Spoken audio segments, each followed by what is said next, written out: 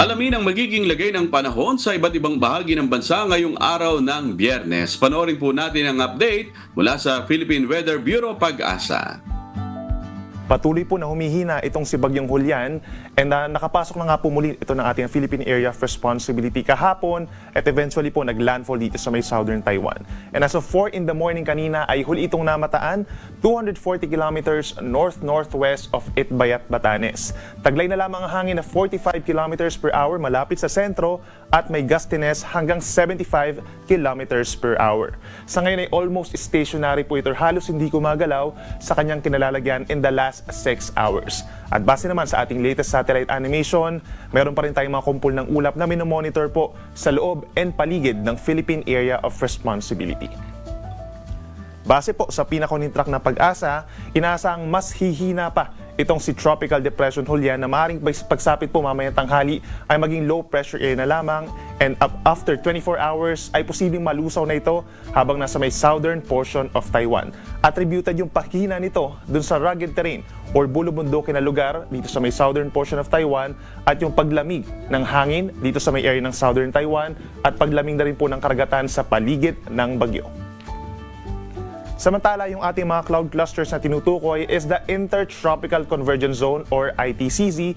Ito po yung linya kung saan nagtatagpo ang hangin from the northern and southern hemispheres. Kapag nagkakaroon ng mga convergence ng hangin, asahan po yung mga kaulapan at mga pag-ulan na minsan ay malalakas pero hindi naman po ito tuloy-tuloy. Asahan ng ITCZ sa mga susunod pa na araw sa ating bansa.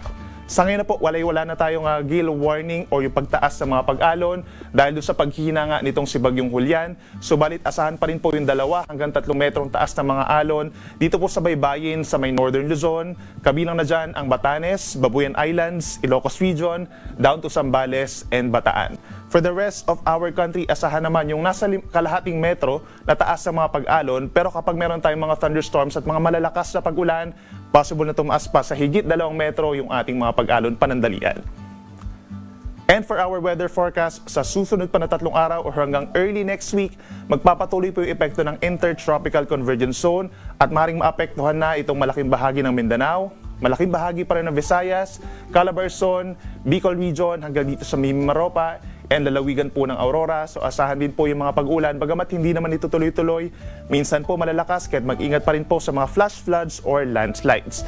Ang Metro Manila, natitirang bahagi ng Luzon, itong northern and central portions, mga isolated thunderstorms lamang po yung mararanasan, habang hindi pa rin natin inaalis yung tsansa na may mga mabubuong kumpul ng ulap at mga shallow circulations sa silangan po ng ating bansa na nakapaloob dun sa Intertropical Convergence Zone. So lagi po tayong mag-aantabay. Sunrise natin is 5:46 in the morning, sunset 5:43 ng hapon.